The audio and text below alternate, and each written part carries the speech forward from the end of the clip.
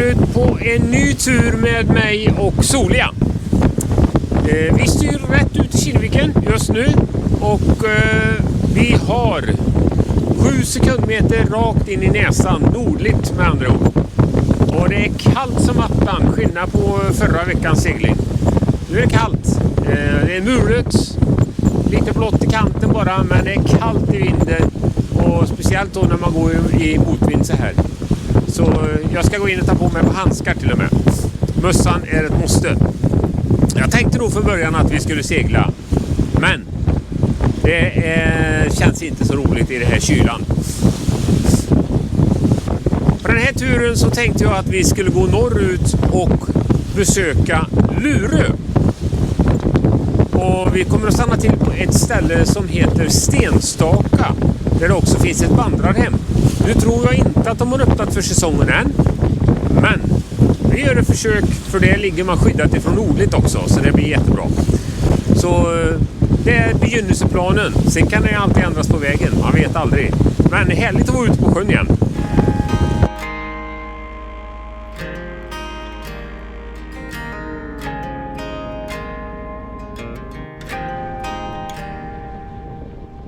She don't need promises, she just wants the truth. She brings the calm just like a quiet prayer fills the room. Kisses like Sunday, fights like Friday night. And I'd go to hell and back just to hold her tight. She slips right through my hands and shows up like nothing's changed.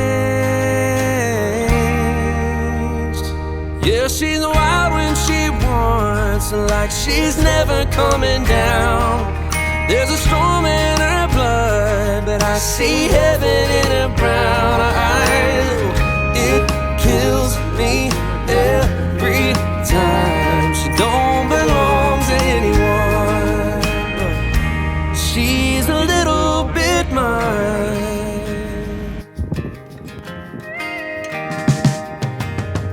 Dancing like no one's watching, barefoot spinning round. A firecracker 4th of July. She's... Jag kollar på termometern, jag tror han visar 9 grader nu. Och så motvind på det, så det blir kyligt. Men, man får sig en upplevelse, den så är det säkert.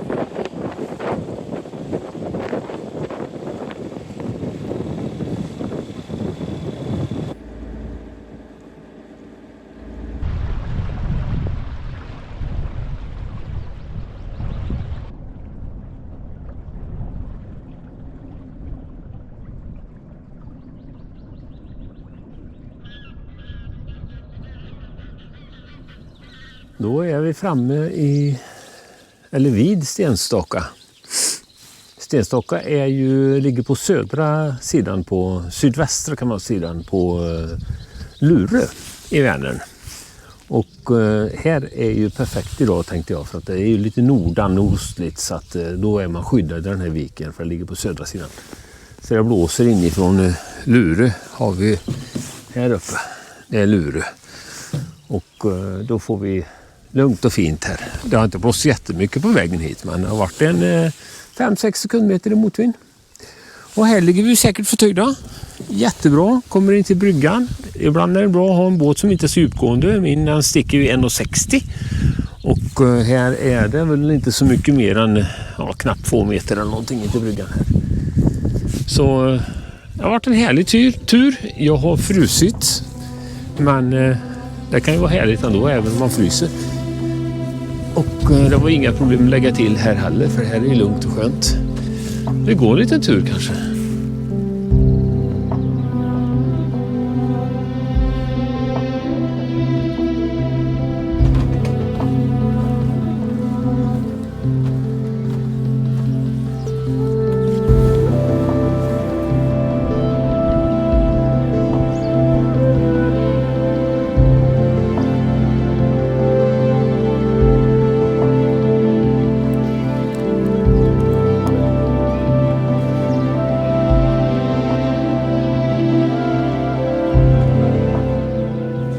Brukar få Passa fötterna här på Stenstocka är min erfarenhet. Det brukar vara ganska gott om huggormar och räspingar här på åren.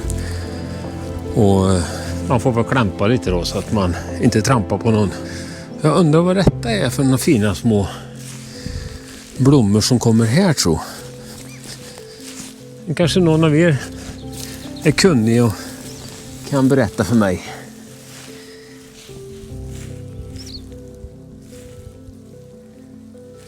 På den andra sidan häråt ligger det en bastuflotte. Den kan man hyra på sommaren. Och bada bastu och bada i sjön.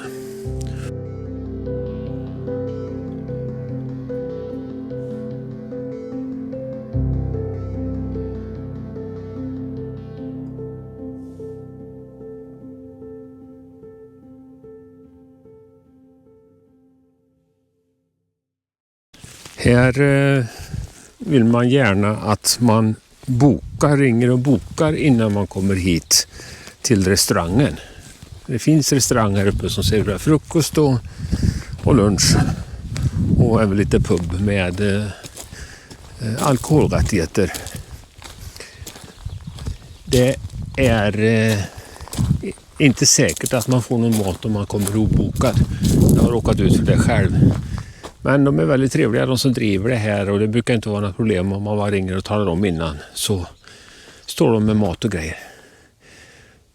Sen är det också här uppe ett vandrarhem som man kan boka.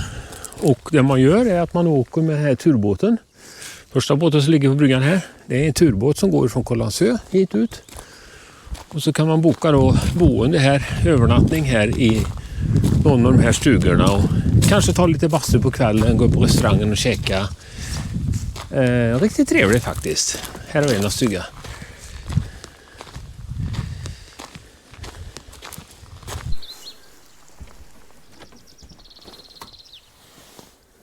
Och här är det som kallas för Lurekrog då. Här kan man få riktig vänerfisk och en iskall öl på sommaren efter framkomst.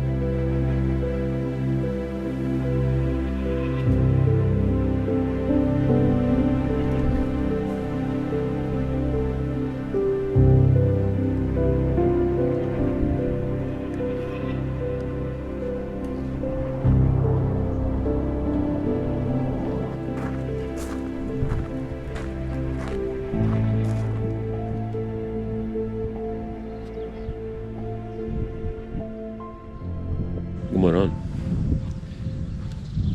Det har varit lite kallt i natt. Jag har kört på Ebesbräcken, Värmaren. Stått och gått hela natten. För här finns ingen landström här på Stenstocka. Jag vet inte varför de inte har dragit ner landström till bryggorna. Men så är det i alla fall. Att 21 grader inne i båten. Men ändå så blir det lite så här. Även om det är 21 grader på termometern så är alla ytor och allting är ju kallt. Så att det har varit lite kyligt. Men ingen fara, man får ta på sig. Jag tänkte att det går lite promenad på Lure här. Det finns en hamn till här borta. Vi ska besöka. Så vi går en liten runda. Det här är någonting som vi är fantastiskt bra på i Sverige. Alla sådana här ställen när man kommer ut så har man de här informationstavlorna om naturen och om platsen man befinner sig på, historien och så vidare. Jag vet inte om vi är unika på det i världen, men jag tycker vi ser det på jättemånga ställen man kommer. Här talar vi Luren. Och just nu befinner vi oss här. Och jag tänkte att jag gå den här rundan här. Förbi här. Och det som vi är på nu, det kallas för Husön. Och så ska vi gå ut på något som kallas för Källbergsön här. Och så ska vi gå vidare till Lurön och gå till den lilla hamnen här. Den lilla hamnen, den är så liten så att, eller liten ska jag inte säga, men det är så grunt så man går inte in där med segelbåt. Och jag vet inte om de har några gästplatser där man kan ligga heller, utan det är Stenstocka som gäller då.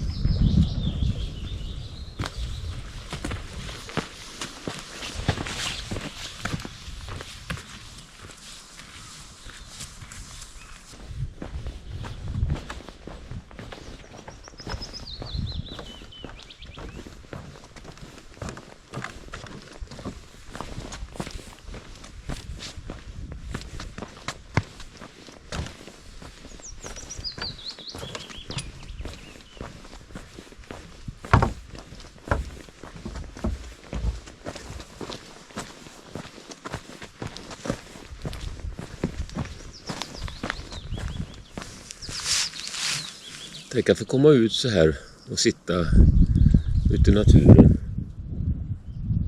och bara titta. Det hade jag inte fått göra om jag hade jobbat idag. Men nu är jag pensionär.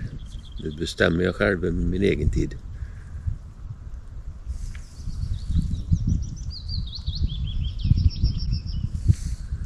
Visst är det härligt?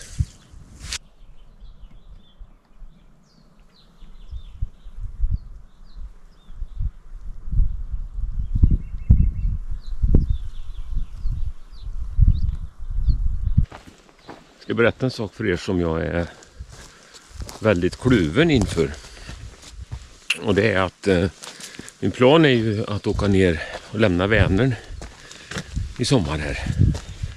Och segla antingen på kusten eller ostkusten eller var vi nu hamnar någonstans, jag vet inte. Men jag är ändå väldigt kluven.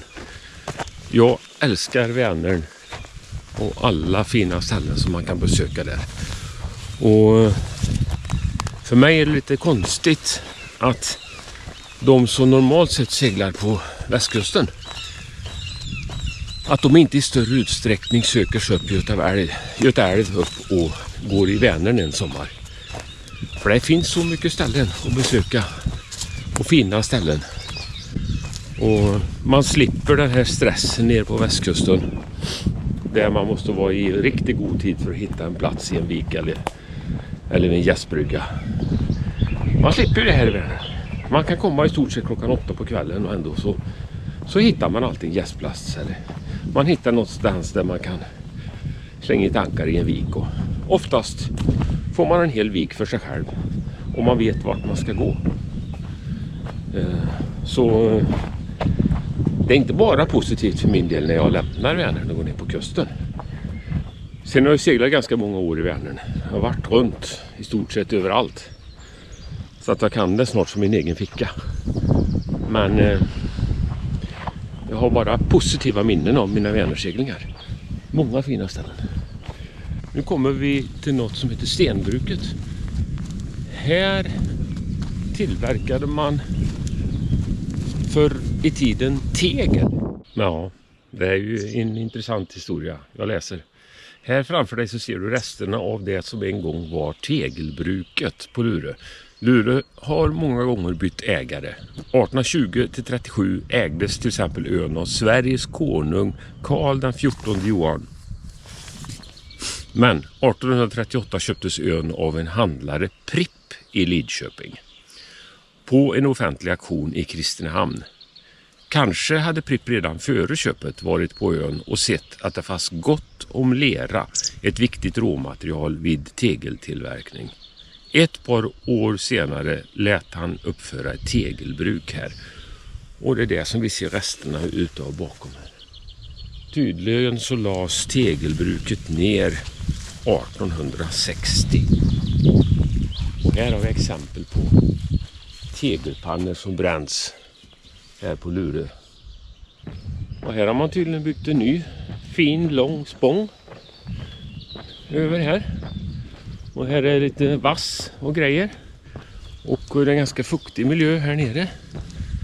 Vilket gör att jag tänker på fästingar med en gång. Jag har inte vaccinerat mig mot TBE. Och det här är ju fästingtrakter, höll jag på att säga. Men Kållandsö och Lurö och här ute i Vänern är ju drabbat av TBE-smitta på fästingar. Jag vet inte om man är gammal gubbig eftersom man inte har gjort det, men någonstans bak i huvudet sitter det liksom att jag har vistats här ute på Kollan och ute på Vänern ända sedan jag var liten och har aldrig haft några problem. Så varför skulle det hända någonting nu? Förmodligen har man blivit baggig med åren. Nej, jag tror att jag ska nog faktiskt ta och vaccinera mig. Här går en strandväg mot Bussam. Tvärs över här. Och Bussam är ju samma namn som SSVs uthamn där jag också har besökt. Det heter ju Bussam. Men det här är ingen hamn med bryggor och så, utan det är en ankringsvik. Man kan hitta ett par stycken, jag vet inte om det är 2 eller 3 utav kryssarklubbens bojar där just nu. Och den är ganska bra täckt för sydliga och västliga vindar. Nu tar jag det direkt ur minnet här bara. Men är ganska utsatt för nordliga vindar. Det brukar vara ganska mycket motorbåtar och så på sommaren. Badbåtar, som man brukar kalla dem.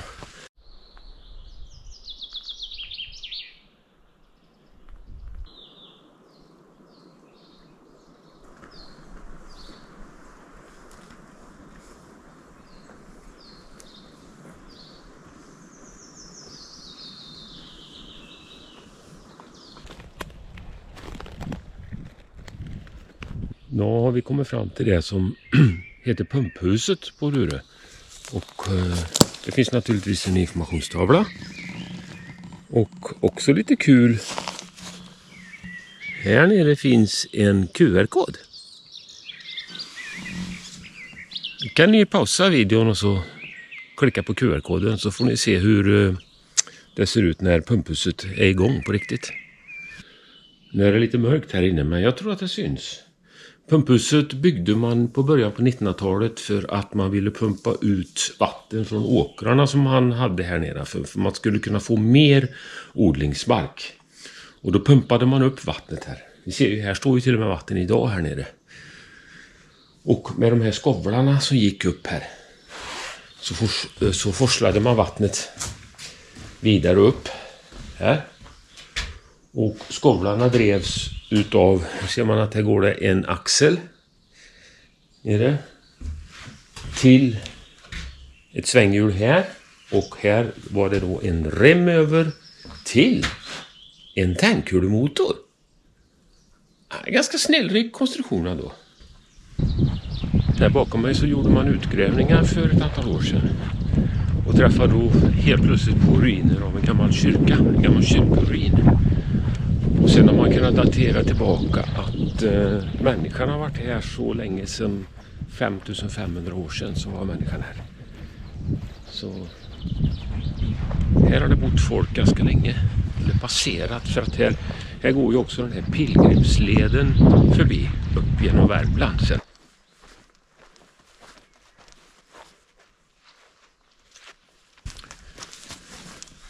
Tydligen så heter detta Basteviken. Det visste jag faktiskt inte. Men här är som ni nog kan se en ganska liten hamn. Och det är inget större djup så att här går man inte in med några segelbåtar.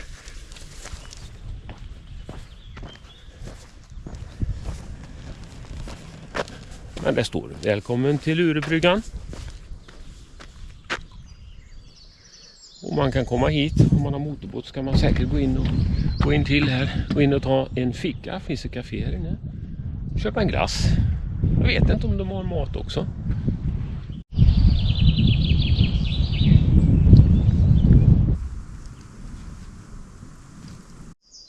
Nej, ganska kul. Här har man satt upp en skylt som visar vattenståndet, hur högt vattennivån var i Vänern 2001. Och då var den alltså här uppe vid den här blåa linjen här. Så allt här stod under vatten. Jag vet inte varför det var så mycket vatten det året. De har restaurang här. De öppnar efter midsommar. Jag tror det var efter midsommarhelgen så öppnar de för sommaren och fram tills början på augusti någon gång har de öppet. Och då kan man få äta riktigt god fisk här. Vänerfisk. Så är du i krokarna, ta en sväng förbi och käka lite god mat. Nu ska vi gå tillbaka hela vägen till båten. För nu börjar jag också bli hungrig.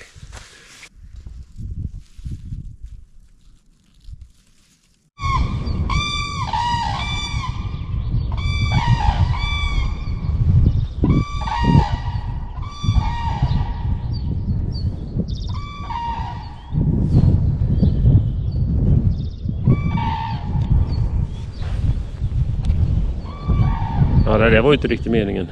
Jag gjorde tydligen livet surt för 2 stycken traner som for upp här bakom stenhällen.